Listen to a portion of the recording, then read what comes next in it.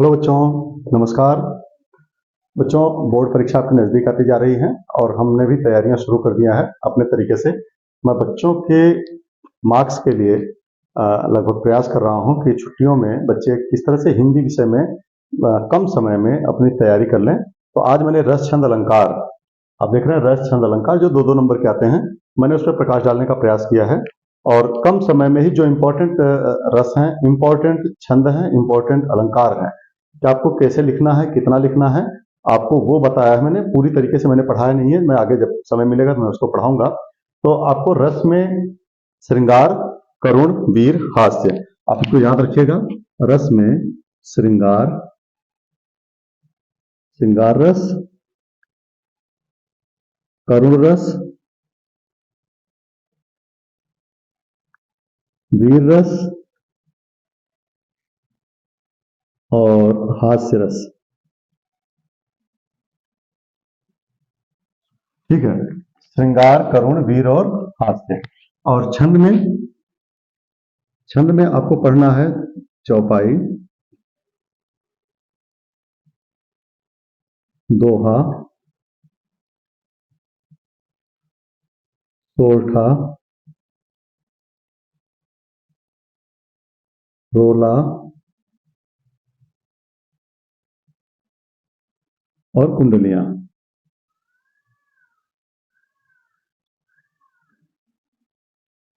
ये आपको पढ़ना है छंद में। अलंकार में आपको क्या पढ़ना है? अलंकार में आप पढ़ेंगे अनुप्रास, यमक, श्लेष,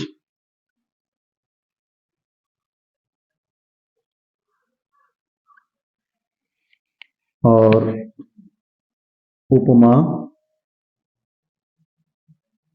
उत्प्रेक्षा एवं रूपक।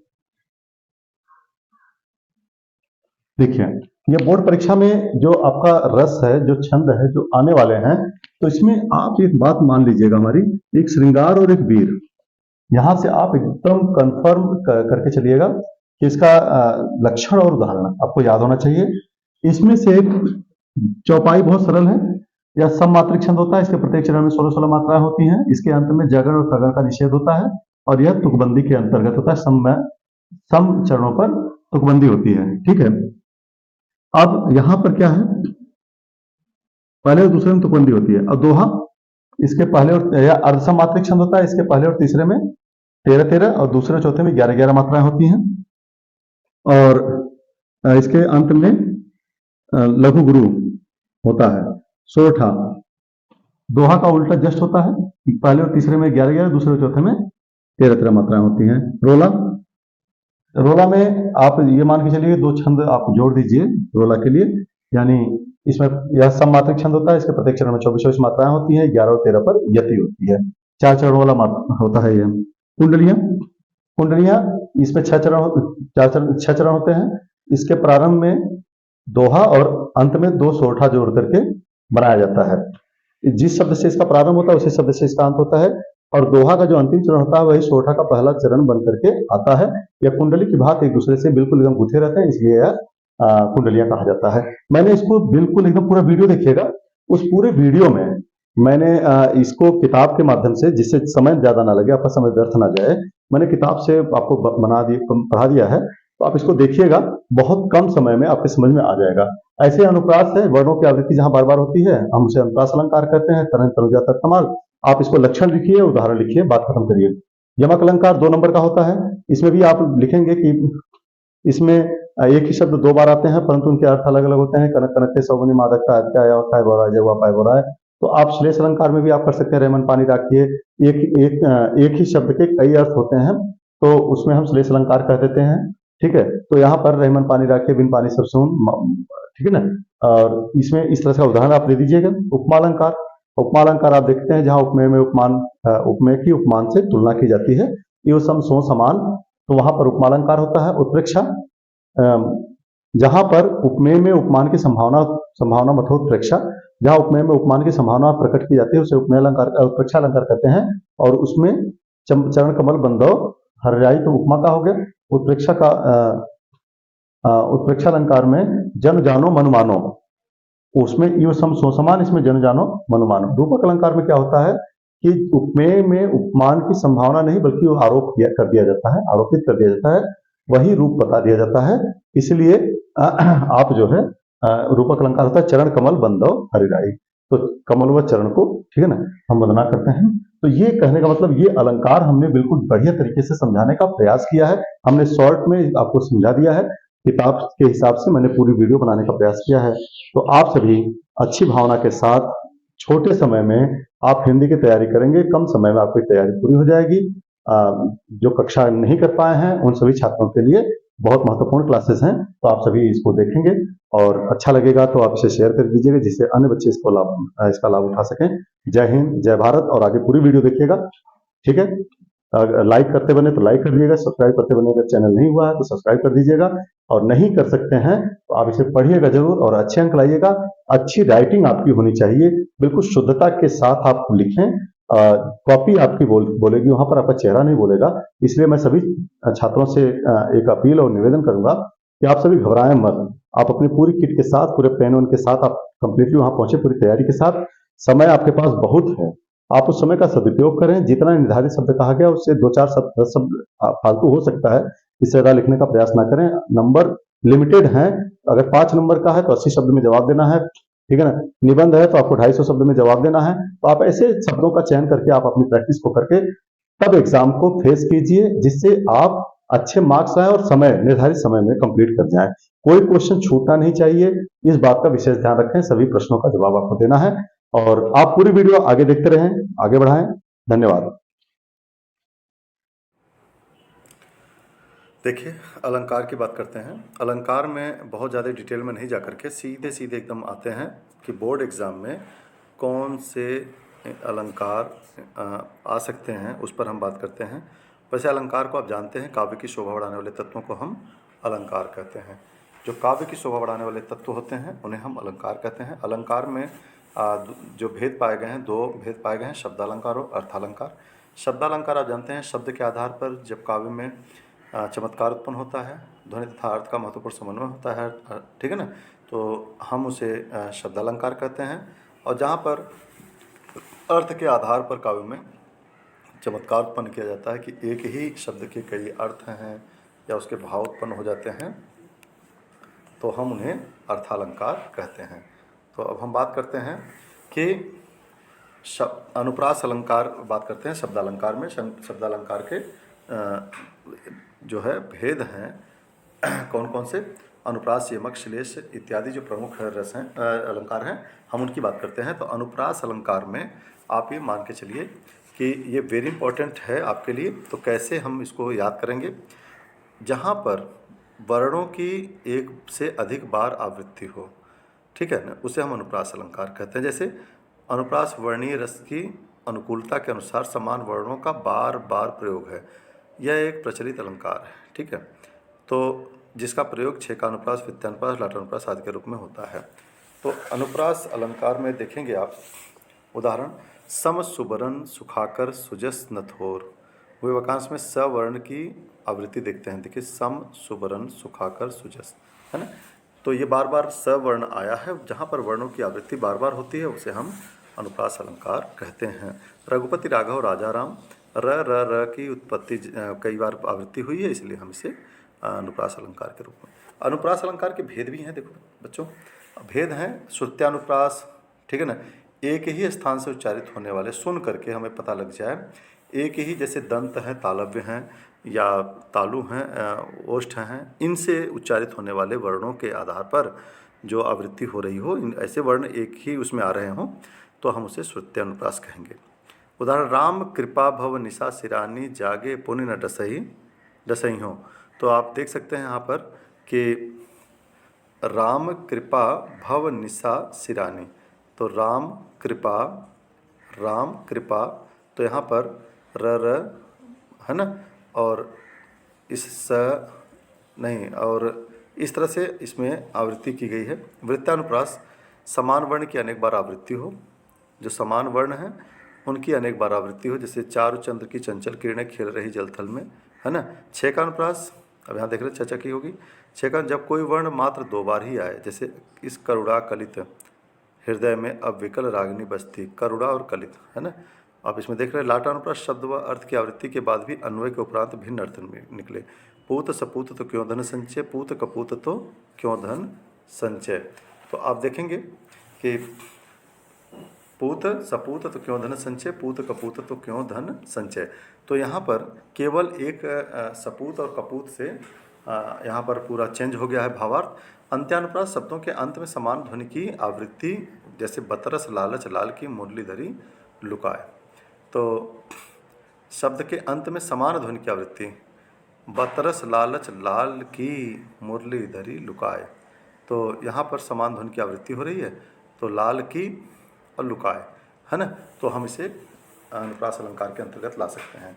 अब यहाँ देखेंगे यमक अलंकार। तो आप सीधे अनुप्रास अलंकार अगर पूछता है तो वर्णों की बार बार आवृत्ति, और आप उसके उदाहरण लिख सकते हैं और इसके प्रकार लिख सकते हैं। श्रुत्यानुप्रास, वृत्त्यानुप्रास, छेकानुप्रास, लाटानुप्रास और अंत्यानुप्रास, ये 5 प्रकार के इसके अनुप्रास के भेद हैं।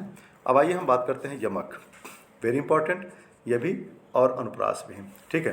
तो आप यमक अलंकार को देखेंगे तो यमक अलंकार में कहा है कि यमक एक शब्दालंकार है। यमक का अर्थ होता है युग्म, अर्थात जोड़ा। इसे भिन्न अर्थ के साथ किसी वर्ण अथवा शब्द की आवृत्ति होती है। तो इसमें कहे कवि बेनी की ब्याल की चुराए लीनी बेनी, इस काव्यांश में बेनी की आवृत्ति है। प्रथम बेनी का अर्थ है कवि बेनी प्रसाद तथा दूसरे बेनी का अर्थ है चोटी, ठीक है। एक ही शब्द 2 बार मतलब आए हैं और 2 बार आकर के इनको क्या हुआ, जोड़ा है ये, और लेकिन क्या किया गया, इन भिन्न अर्थ के साथ हैं ये। एक ही शब्द बार बार आए परंतु उनके अर्थ एक से अधिक बार आए और परंतु उनके अर्थ अलग अलग हों, तो उसे हम यमक अलंकार कहेंगे। जैसे यहाँ पर दिया है, कनक कनकते सौगुनी माँ दक्ता अधिका व पाए बौराय जग व खाए बौराय।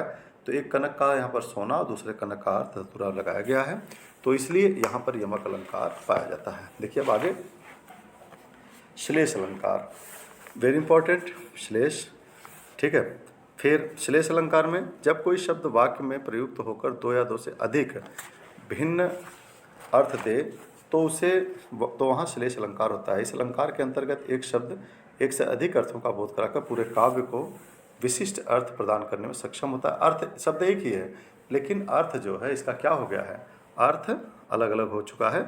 तो इसमें देखिए, सुबरन को ढूंढत फिरे कवि व्यभिचारी चोर, है ना। तो यहाँ पर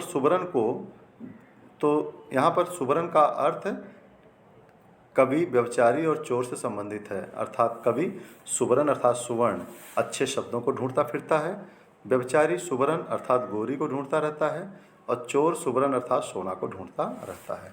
तो अच्छे शब्द, ठीक है, अच्छे वर्ण, सोना और अच्छी सुंदरी को ढूंढने का प्रयास यहाँ पर किया जा रहा है। वर्ण एक ही है, सुबरन, सुबरन को ढूंढत फिरे कवि व्यभिचारी चोर, ठीक है। रहीमन पानी राखिए बिन पानी सब सून, पानी गए न उबरे मोती मानुष चुन। तो यहाँ पर देख रहे हैं कि पानी शब्द तो एक ही है, पानी पानी पानी, लेकिन यहाँ पर क्या है कि कई अर्थ हैं। जैसे पानी का अर्थ मोती हो गया, मोती के अर्थ में चमक, कांति मनुष्य के अर्थ में हो गया सम्मान, और चून के अर्थ में पानी है, अतः यह श्लेष अलंकार हो गया। अर्थालंकार के भेद में उपमा उत्प्रेक्षा हम बात करेंगे। यहाँ से उपमा और उत्प्रेक्षा, तो आपने अनुप्रास यमक श्लेष देखा, उपमा और उत्प्रेक्षा ये 2 अलंकार और देख लेंगे, रूपक भी बता देंगे। तो आप इसको देखिए, उपमा अलंकार, जब काव्य में समान अर्थ के समान धर्म के आधार पर एक वस्तु की समानता या तुलना अन्य वस्तु से की जाए तब वहाँ उपमा अलंकार होता है, ठीक है ना। जिसकी उपमा दी जाए उसे उपमेय तथा जिसके द्वारा उपमा दी जाए यानी तुलना की जाए तो उसे उपमान कहते हैं। उपमेय और उपमान की समानता प्रदर्शित करने के सादृश्यात्मक शब्दों के प्रयोग किए जाते हैं। जैसे मुख मयंक सम मंजु मनोहर, है ना। तो यहाँ पर मुख उपमेय है और चंद्रमा उपमान है, मनोहर शब्द समान धर्म है, सम सादृश्य वाचक होने से उपमा अलंकार परिपुष्ट हो रहा है। तो यहाँ पर आप कुछ शब्द हैं, इनको आप जान लीजिए। इव सम सो समान, इव सम सो समान, तो यह इव सम सो समान, ये जहाँ पर आ जाते हैं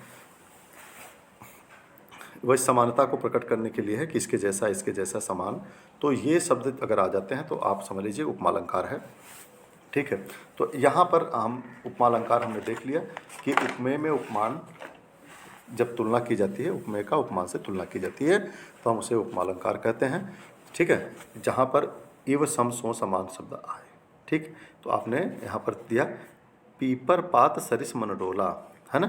पीपर पात उपमान हो गया है, मन उपमेय है, ठीक है, और डोला साधारण धर्म है। ठीक, तो इस तरह से अब आप यहाँ पर बात करेंगे अलग। अब उसमें भेद की बात नहीं करनी है, रूपक अलंकार की बात करते हैं।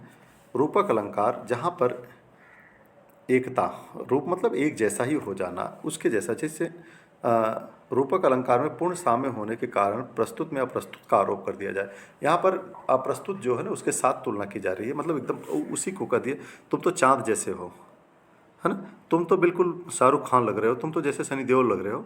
ऐसे शब्दों का प्रयोग अगर कर दिया गया तो ये लगता है कि तुम ही हो, है ना, वो सामने नहीं है तो, लेकिन वो प्रस्तुत कर दिया गया है। तो इस प्रकार करें कि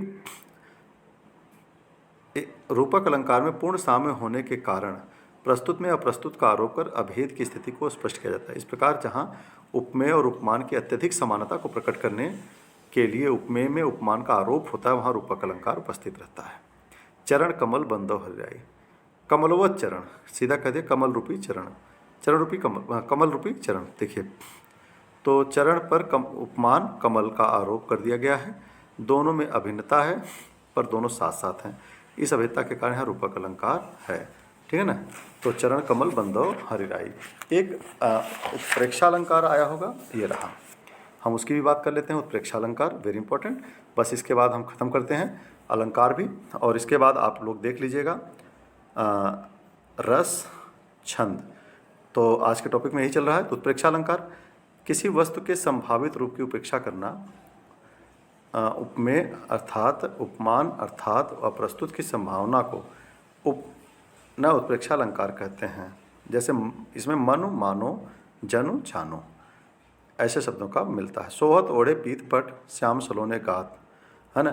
तो किसी वस्तु के संभावित रूप की उपेक्षा करना, उपमेय अर्थात अप्रस्तुत उपमान अर्थात अप्रस्तुत की संभावना को उत्प्रेक्षा अलंकार कहते हैं। जैसे सोहत ओढ़े पीत पट श्याम सलोने गात, मनौ नीलमणि शैल पर आतप परो परियो प्रभात। ठीक है ना।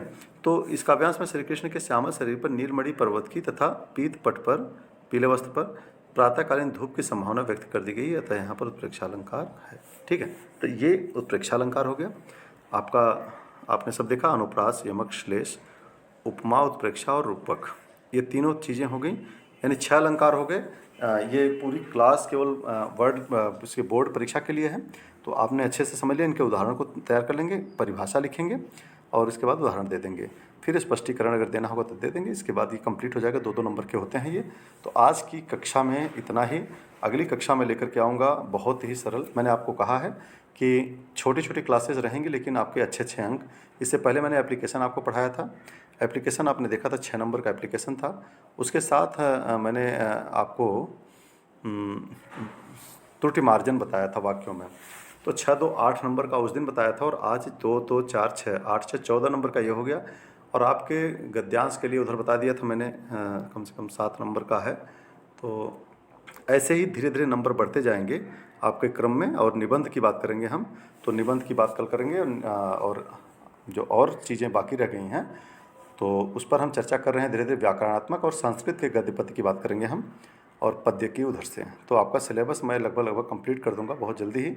आज अभी 14 तारीख है। आज रस को हम देखते हैं, रस किसे कहते हैं, और ये तो नहीं पूछा जाता लेकिन रस के प्रकार जरूर पूछे जाते हैं।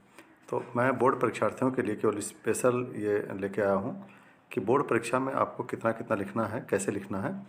तो इससे संबंधित देखेंगे, रस का शाब्दिक अर्थ वैसे आनंद है। संस्कृत में वर्णन आया है रस्यते आस्वाद्यते इति रसः, अर्थात जिसका आस्वादन किया जाए वह रस है।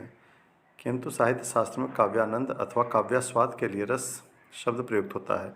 हम किसी घटना को, किसी कथा को, किसी नाटक को पढ़ करके, देख करके, सुन करके हमारे मन में जो विचार उत्पन्न होते हैं, जो भाव उत्पन्न होते हैं, हम उसे रस कहते हैं।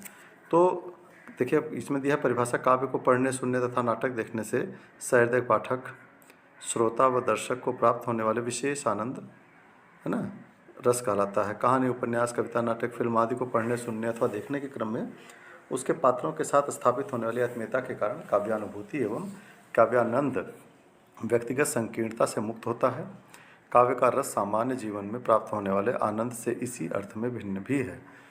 तो अब आपको हम बात करते हैं कि रस में कौन कौन से अवयव हैं।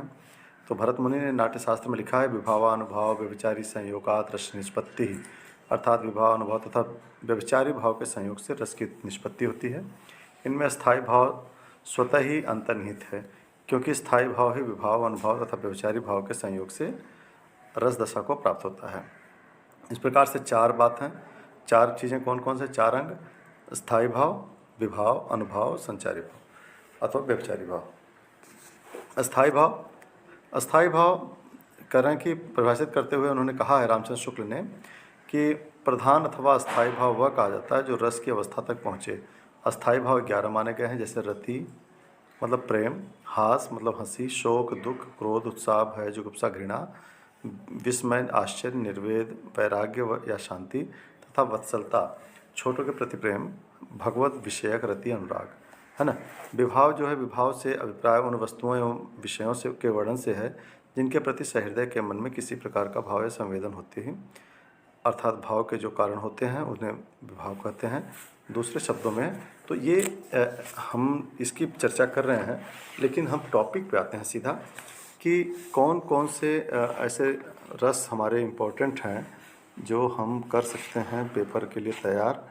तो उसकी बात करते हैं। देखिए, श्रृंगार रस वेरी इम्पोर्टेंट है, इस बार के लिए भी इम्पोर्टेंट है कि इस रस के मुख्यतः कितने भेद हैं, 10 भेद हैं।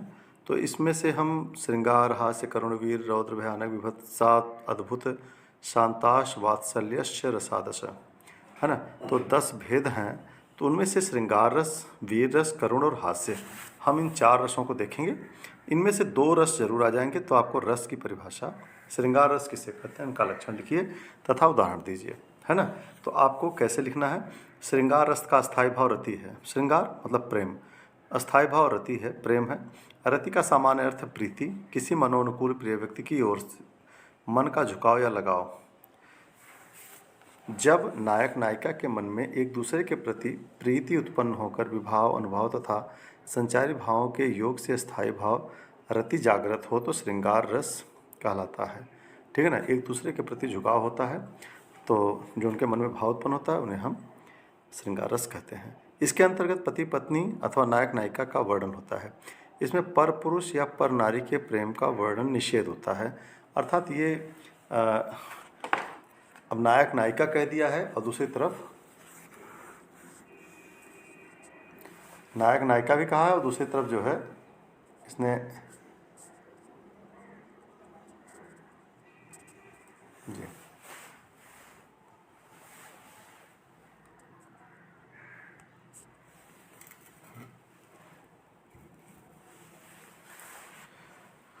तो देखें, अस्थायी भाव रति होता है और आलम्बन विभाव नायक अथवा नायिका, बिल्कुल।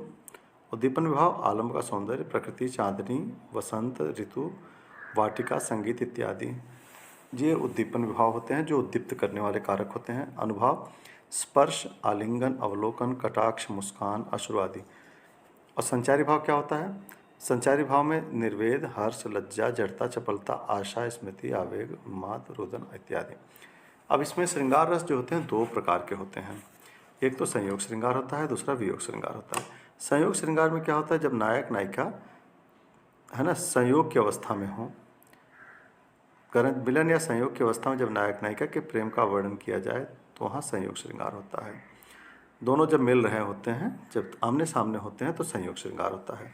दुल्हा श्री रघुनाथ बने दुलही सिय सुंदर मंदिर माही, गावत गीत सबय मिली सुंदरी वेद जुआ जुरि विप्र पढ़ाई, राम को रूप निहारत जानकी कंकन के नग की परछाई। उस समय नायक नायिका मतलब जब पति और पत्नी जो होने वाले हैं वो जब आमने सामने होते हैं तो वो एक दूसरे के चेहरे को नहीं देख पाते हैं। शर्म इतनी होती थी, लज्जा होती थी कि वो एक दूसरे के चेहरे को नहीं देखते थे। तो सीता जी वहाँ पर कंगन पहनी हुई थी और कंगन के नग में उनका प्रतिबिंब देख रहे थे श्री रामचंद्र जी का, और उनको निहार रहे थे, उनके रूप को निहार रहे थे, कितने सुंदर श्री रामचंद्र जी हैं। तो इसमें कहा, गावत गीत मिले सब सुंदर, वेद जुआ जुरी भूप पर पढ़ाई, राम को रूप निहारत जाने की, कंकन के नग की परछाई, और यातें सबे सुधी भूल गई, करी टेक रही पलटारत नहीं। ठीक है ना। तो वहाँ पर बिल्कुल सब सुधि बुद्धि सब भूल गई हैं, और यहाँ पर इस तरह से श्रृंगार रस का वर्णन देखने को मिलता है। ठीक है, जिसमें अस्थाई भाव रति है, विषय कौन है, राम और आश्रय सीता है, और इसके बाद उद्दीपन राम का नग में पड़ने वाला प्रतिबिंब है, अनुभाव नग में राम के प्रतिबिंब का अवलोकन करना है, हाथ टेकना तथा संचारी भाव हर्ष एवं जड़ता है। अब यहाँ पर एक उदाहरण और दिया है, कौन हो तुम वसंत के दूत, श्रद्धा मनु से है, विरस पतझड़ में अति सुकुमार, घन तिमिर में चपलाकी रेख, तपन में शीतल मंद बयार। एकदम एकांत स्थल है, और इस एकांत स्थल में श्रद्धा मनु को देख कर मनु जो है श्रद्धा को देखते हैं, और वो सोचते हैं कि यह कौन है जो बसंत के दूत के रूप में यहाँ पर विराजमान है। तो इसमें श्रद्धा और विषय जो है श्रद्धा है, आश्रय मनु है, उद्दीपन एकांत प्रदेश है, श्रद्धा की कमनीयता और शीतल मंद मंद पवन वो है ना, और अनुभाव हृदय में शांति का मिलना, संचारी भाव हर्ष और उत्सुकता, इस प्रकार का संयोग होता है। वियोग या विप्रलम्ब श्रृंगार वो होता है जिसमें नायक नायिका दोनों एक दूसरे से अलग हो जाते हैं। वियोग अथवा एक दूसरे से दूर रहने की स्थिति में जो नायक नायिका के प्रेम का वर्णन किया जाता है, तब उसे वियोग श्रृंगार कहते हैं। मैं निज अलिंद में खड़ी थी सखी एक रात, रिमझिम बूंदें पड़ती थी, घटा छाई थी, गमक रही थी केतकी की गंध चारों ओर, और झिल्ली झनकार यही मेरे मन भाई थी, करने लगी मैं अनुकरण स्वनुपुरों से, चंचला थी चमकी घनाली गहराई थी, चौंक देखा मैंने चुप कोने में खड़े थे प्रिय, माई मुख लज्जा उसी छाती में छिपाई थी। मैथिली शरणगुप्त द्वारा यशोधरा से वर्णन किया गया है। इसमें स्थायी भावरती है, आलम्बन उर्मिला है। ठीक है ना। और उर्मिला का देखिए अब किस तरह से है विरह वर्णन। उद्दीपन घटा बूंदे, और जो दीप्त करने वाले थे फूल की गंध, झिल्लियों की झनकार थी। अनुभाव जो है ये छाती में मुख को छिपाना, और संचारी भाव हर्ष लज्जा एवं स्मृति। ठीक है। हे खग मृग हे मधुकर श्रेणी, तुम देखी सीता मृग नैनी। यहाँ पर रामचंद्र जी सीता को ढूंढ रहे हैं, तो उन्होंने पक्षियों से भी पूछना शुरू कर दिया। तो यहाँ पर आलम्बन सीता जी हैं, उद्दीपन सोनी कुटिया और वन का सोनापन है, संचारी भाव सीता जी की स्मृति, विषाद आवेग दैन्य मोह और शंका है। तो यहाँ पर यह है। अब आइए हम बात करते हैं हास्य रस में। जब किसी व्यक्ति के वस्तु की वेशभूषा है ना, तो उसको देख करके सहज हंसी आ जाए, तब वहाँ पर हास्य रस होता है। तो वो अलग अलग उसके जो है मतलब रूप हैं, तो उस रूप को अगर देखा गया है तो और देख करके स्वतः हंसी आ रही है, तो कैसे उसको चित्रण किया गया है देखिए। स्थायी भाव हास होता है, आलंबन विकृत वस्तु अथवा व्यक्ति है, उद्दीपन आलंबन की अनोखी आकृति चेष्टाएं हैं, बातचीत इत्यादि है। अनुभाव आश्रय की मुस्कान, आंखों का मिचमिचाना तथा अट्टहास करना है। संचारी भाव हर्ष निद्रा आलस्य चपलता उत्सुकता भ्रम और कंपन इत्यादि है। आप लोगों को अगर हास्य रस पूछ रहा है तो सीधे सीधे लिखना, जब किसी व्यक्ति अथवा वस्तु की वेशभूषा वाणी चेष्टा आकार इत्यादि में आई विकृति को देखकर सहज हंसी आ जाए, तब वहाँ हास्य रस होता है।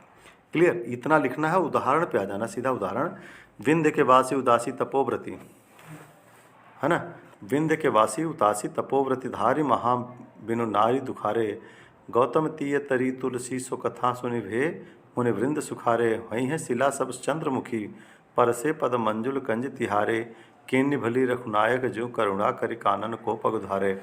एक उदाहरण ये आप लोग याद कर लीजिएगा। या यहाँ पर एक और उदाहरण है, नाना वाहन नाना वेशा बिहसे शिव समाज जिन जी देखा, को मुखहीन विपुल मुख काहू, बिनु पद कर को बहु पद बाहू। अलग अलग तरीके से लोग जा रहे हैं वहाँ पर, तो किस तरह से उनका विचित्र जो है शिव जी की बारात है। तो उसमें है नाना वाहन नाना वेशा बिहसे शिव समाज निज देखा, कि उनकी बारात में कैसे कैसे लोग हैं। और को मुखहीन विपुल मुख काहू, बिन पद कर, बिना हाथ पैर के भी लोग हैं, को बहु पद बाहू, बहुत सारे बहुत पद और पैर से और उससे हैं। ठीक है ना। तो यहाँ पर ये उदाहरण आप लोग याद कर लेंगे। तो हास्य रस का उदाहरण सटीक बहुत कम लाइन में है।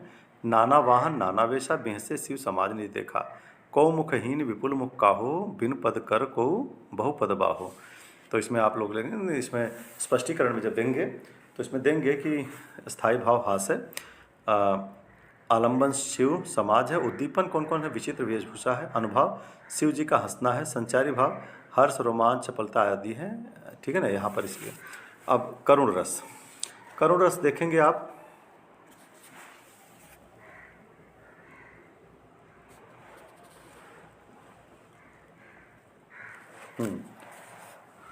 बहुत इंपॉर्टेंट है ये भी। जब प्रिय या मनचाहे वस्तु के नष्ट होने या उनके अनिष्ट होने पर हृदय शोक से भर जाए तब करुण रस जागृत होता है।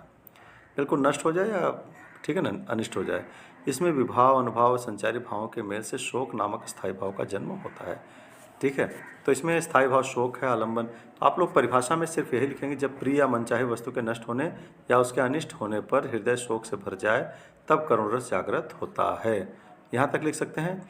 इसमें लिख सकते हैं, इसमें विभाव अनुभाव एवं संचारी भावों के मेल से शोक नामक स्थायी भाव का जन्म होता है। ठीक है, बस यहाँ तक लिख करके आप सीधे उदाहरण पर आ सकते हैं कि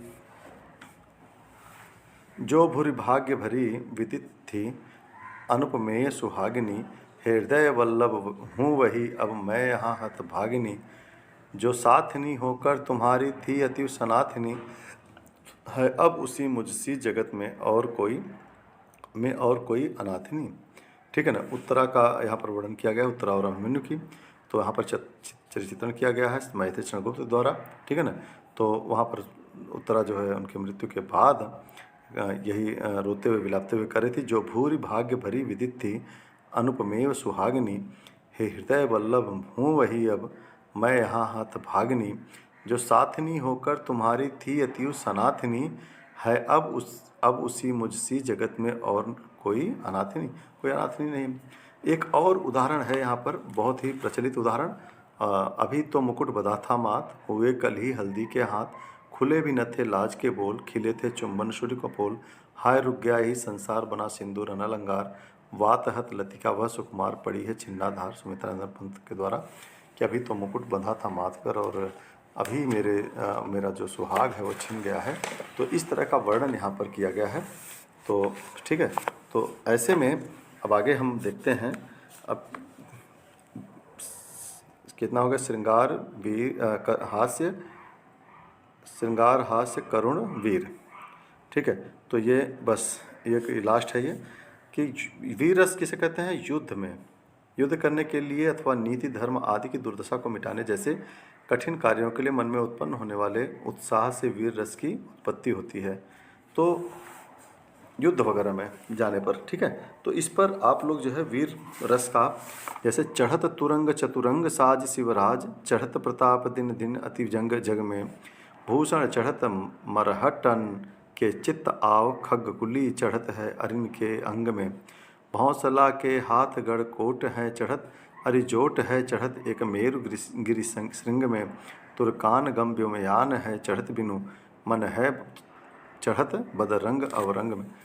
आप इसको ना करके बल्कि इसको सरल करके, मैं सत्य कहता हूँ सखे सुकुमार मत जानो मुझे, आप इसको याद कर लेंगे। बहुत सरल और अच्छा है। मैं सत्य कहता हूँ सखे सुकुमार मत जानो मुझे, यमराज से भी युद्ध में प्रस्तुत सदा मानो मुझे, है और की तो बात क्या गर्व मैं करता नहीं, मामा तथा निज तात से भी युद्ध में डरता नहीं।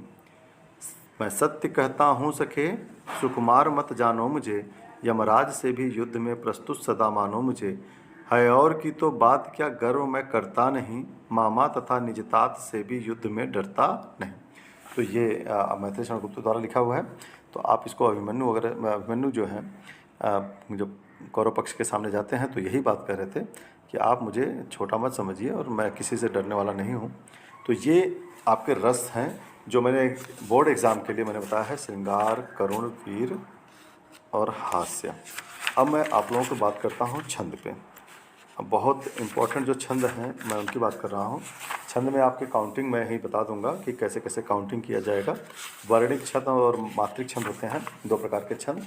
तो वर्णिक छंद में क्या होता है, जो वर्णों के आधार पर जिनकी काउंटिंग की जाती है वर्णिक छंद होता है, और जो मात्रा के आधार पर काउंट किया जाता है, हम उसे मात्रिक छंद कहते हैं। तो इसमें देखिए कुछ चीज़ें हैं जो आपको जानना बहुत ज़रूरी है। देखिए, ह्रस्व स्वर से युक्त व्यंजन लघु वर्ण कहलाता है। अब ह्रस्व और दीर्घ आपको बहुत ज़रूरी है जानना। ह्रस्व वर्ण कौन है? देखिए, अ, ई, उ, री, ये सब क्या है? लघु वर्ण है। ह्रस्व अ, ई, उ, री, ठीक है।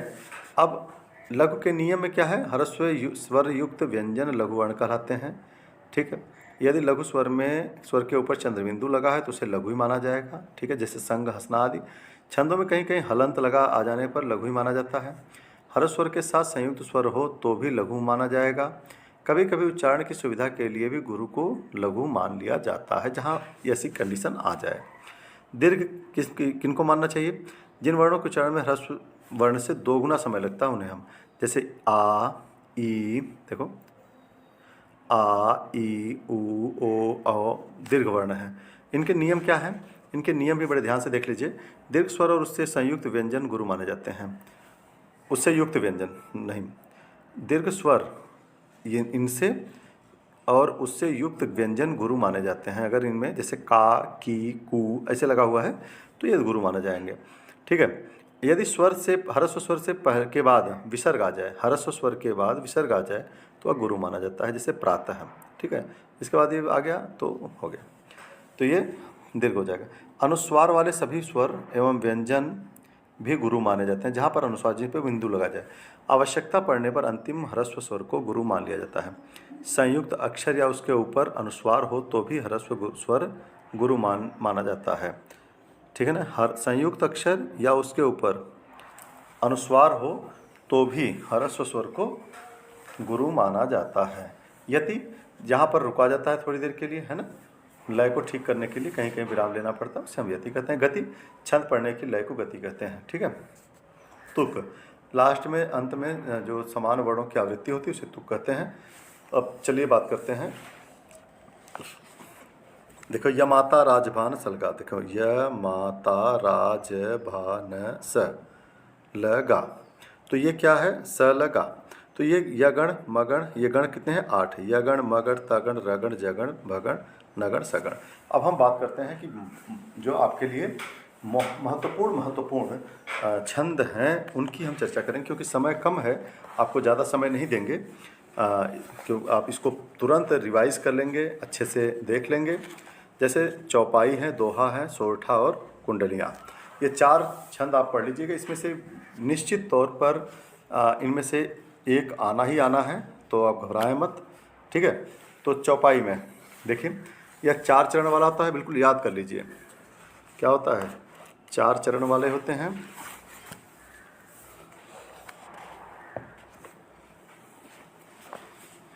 चार चरण वाले इस सममात्रिक छंद में, इसमें 4 चरण होता है प्रत्येक, और सममात्रिक छंद होता है। कौन सा होता है? सममात्रिक। 4 चरण वाले सममात्रिक छंद के प्रत्येक चरण में 16 मात्राएं होती हैं। चरण के अंत में जगण अथवा तगण नहीं होता है। प्रथम तथा द्वितीय चरणों में तुक समान होती है। प्रथम तथा द्वितीय चरणों में तुक समान होती है। देखिए, तो जगण अथवा तगण नहीं होता है। अब आइए, बंदव गुरुपद पदुम परागा सुरिच सुवास सरस अनुरागा अमीय मूरी मैं चूरन चारु समन सकल भव रुज परिवारो। देखिए, बंदव गुरुपद पदुम परागा, पहले तो ये परागा देखिए, अनुरागा, तो एक तो ये बात हो गई तुक समान होती है, तो लक्षण आपको क्लियर हो गया। दूसरा कि अब इसमें तुकबंदी, तुक समान होने के बाद अब इसमें जगण अथवा तगण नहीं है। जगण देखिए, जय भान नहीं है, और यहाँ पर तगण ताराज नहीं है, तो जय भान है ना। तो अनुराग जय भान नहीं है, अनुरागा है, यहाँ अनुराग नहीं है, ठीक है। तो इसलिए यहाँ पर एक तो ये बात क्लियर हो गई, यहाँ भी देखिए नहीं है और यहाँ भी नहीं है। तो ये जो लक्षण था कि अब 16 मात्राएं, देखिए बंदव, तो बम मैंने बताया था अनुस्वार वाले पे 2 मात्रा, द पर 1 मात्रा, और यहाँ पर चंद्रबिंदु है इसलिए 1 मात्रा हो जाएगी। गुरुपद देखिए, ह्रस्व है तो गुरुपद 1-1-1, पदुम 1-1-1, परागा 1-2-2, सुरुचि 1-1-1, सुवास 1-2-1, ठीक है। आ के कारण यहाँ पर परागा देखें आप 2-2 हैं, अब यहाँ पर सरस, एक एक एक, अनुरागा, अनुरागा, तो दो दो हो गया। तो आप इसको गिन लीजिए, 2 2 4 4 4 8 3 11 5 16, इसमें हो गया 2 2 4 3 7 3 10 2 12 4 16, 16 मात्राएं हो गई प्रत्येक चरण में। और जब हान और मतलब जगण और तगड़ नहीं है और प्रथम द्वितीय चरण में इसका क्या है, इसमें तुकबंदी भी है साथ के साथ, तो इसलिए इसमें कौन सा छंद है, तो इसमें आप कह सकते हैं कि इसके प्रत्येक चरण में 16 मात्राएं हैं और लास्ट में 2 गुरु वर्ण भी हैं। प्रत्येक चरण के अंत में यति है, यति मतलब विराम है, और यह चौपाई छंद का उदाहरण है। ठीक है, क्लियर हो गया। आ गया ये दोहा में। दोहा में क्या कहते हैं, यह अर्ध सममात्रिक छंद, वो तो सममात्रिक था, चारों चरणों में समान था, इसमें अर्ध सममात्रिक छंद है। इस छंद के प्रथम और तृतीय चरण में 13-13, प्रथम और तृतीय में 13-13, द्वितीय और चतुर्थ चरण में 11-11 मात्राएं होती हैं। तो यह याद रखिएगा, प्रथम और तृतीय में 13-13, द्वितीय और चतुर्थ में 11-11 मात्राएं होती हैं। और इन चरणों के अंत में, सम चरणों के अंत में लघु गुरु आते हैं। लघु सम चरणों के अंत में लघु गुरु लघु आते हैं। गुरु ये और लघु, ठीक है ना। देखिए गुरु और लघु सम चरणों के अंत में, सम मतलब 2 और चौथे, दूसरे और चौथे चरण में। ठीक है, आइए। कागा काको धन हरे, कोयल काको दे, मीठे वचन सुनाए कर, जग अपनों कर ले। तो कागा देखिए, कागा 2-2, काको 2-2, धन 1-1, हरई 1-2, कोयल 2-2-2-1-1, और काको 2-2, और दे पर 2 हो गया और यह पर 1 हो गया। यहाँ पर मीठे वचन, मीठे 2 हो गया 2-2, वचन 1-1-1, सुनाए 1-2-1, कर 1-1, जग 1-1, अपनों 1-1-2, कर 1-1, ले 2-1। तो ये आपने गिना 2-2 4 4-4 8 8-3 11 11-2 13, यहाँ तक है। देखो यहाँ पर कॉमा जो अर्धविराम है यहाँ तक 13 है। कितना हो गया, 13। ठीक है, अब यहाँ पर देखिए 2-2 4 4-4 8 8-3 11, यहाँ पर 11 हो गया।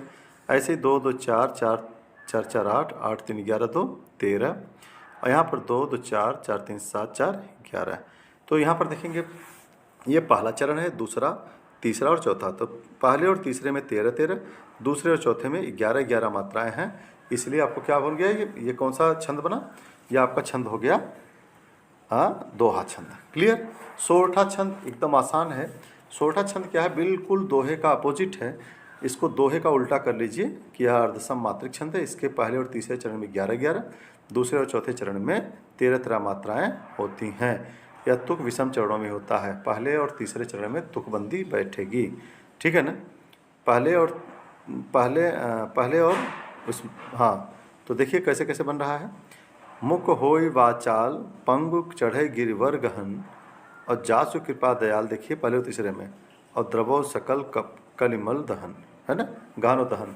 तो इनको गिनेंगे तो देखिए 2 1 3 3 3 6 6 5 11, यहाँ पर 11 हो गया, और यहाँ पर 3 3 3 6 6 4 10 3 13, यहाँ 13 हो गया। तो पहले और तीसरे में 11-11, दूसरे और चौथे में 13-13 मात्राएं होती हैं। तो आपने देखा दोहा, चौपाई, सोरठा। ठीक है, दोहा, चौपाई, सोरठा। अब एक रोला भी देख लीजिए, फिर कुंडलियों पे आते हैं। रोला, तो रोला छंद कहता है, यह एक सम मात्रिक छंद है। इसके अर्थात इसके प्रत्येक चरण में मात्राओं की संख्या समान रहती है। 4 चरणों वाले इसके प्रत्येक चरण में 24 मात्राएं होती हैं, 24-24, और 24-24 मात्राओं में देखिए क्या होता है कि 11 और 13 पर मात्राओं पर यति होती है। ठीक है, 11-13 पर यति होती है। तो आप ये मान के चलें कि आप 2 सोरठा जोड़ दीजिए तो एक रोला बन सकता है, लेकिन वो लक्षण नहीं मिलेगा कि पहले और तीसरे में ये सब चीज़ें मिले, कि तुकबंदी मिले, नहीं मिलेगा। तो आप आइए देखते हैं कि को पापहि पंचत्व, प्राप्त सुनि मुनि जगमन धावत, बनि बनि बावन वीर, बढ़त चौचंद मचावत, पै तकि ताकि लोथ, त्रिपथगा के तट लावत, 9 2 11 होत, 3 5 ही बिसरावत। 2 1 3 3 3 6 6 3 9 9 2 11, यहाँ पर देखेंगे 11 पर कॉमा है। फिर यहाँ पर 2 1 3 3 2 5 5 4 9 9 4 13। ऐसे ही इसमें भी 11 पाएंगे, इसमें 13 पाएंगे, इसमें 11 पाएंगे, इसमें 13, इसमें 11, इसमें 13, इसमें 11, इसमें 13, ऐसे 1 2 3 4 4 ही लाइन है। तो कुल मिलाकर के आप देखेंगे प्रत्येक चरण में आप 11 और 13 के पर यति बनी हुई है और 24 मात्राएं जुड़ी हैं, 11, 13, 24 हो गया, ठीक है, इसलिए यह रोला छंद है। कुंडलियाँ छंद बहुत बढ़िया छंद है। देखिए आप, यह विषम मात्रिक एवं संयुक्त छंद है। इस छंद का निर्माण दोहा और रोला के संयोग से बनता है। एक दोहा जुड़ा है और बाद में रोला। इसमें 6 चरण होते हैं। आरंभ में दोहा और पश्चात में 2 छंद रोला के होते हैं। इसके प्रत्येक चरण में 24 मात्राएं होती हैं। अब देखिए कैसे। अब ये इसलिए कुंडलियाँ कहा गया है कि इसका जो प्रथम शब्द से शुरू होता है, जिस शब्द से शुरू हो रहा है उसी शब्द से इसका अंत भी होना है। कोई संगी उत नहीं इत ही को संग, पथि लेव मिलित ताहिते सबसों सहित उमंग। अब देखिए, जिस सब दोहा का जिससे अंत होता है उससे पहला रोला शुरू हो जाएगा। ये कुंडलियाँ की भांति एक दूसरे से गुथे हुए हैं। देखिए, पहले से जिस शब्द से शुरू हुआ उसी शब्द से अंत, और दोहा का जो अंतिम पद है वह सोठा का पहला पद बन के आया है। कैसे, को संगी उत नहीं इत ही को संग, पथि लेहु मिलिताहिते सबसों सहित उमंग। सबसों सहित उमंग बैठ तरिणी के माही, नदिया नाव संजोग फेरी मिली है पहनाई।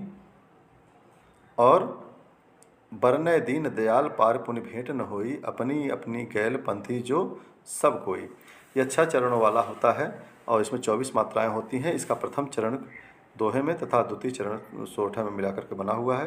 और आप लोगों को जो हमने बताया है वह इस प्रकार से है कि एक दूसरे से गुथे हुए हैं। जिस शब्द से प्रारंभ हो रहा है उसी से इसका अंत हो रहा है। दोहे का अंतिम चरण सोरठा का पहला चरण बन करके आया हुआ है, इसलिए इसमें कुंडलियाँ छंद होता है। आपको इतना तैयार हो गया। इसके बाद हम बात करते हैं अलंकार।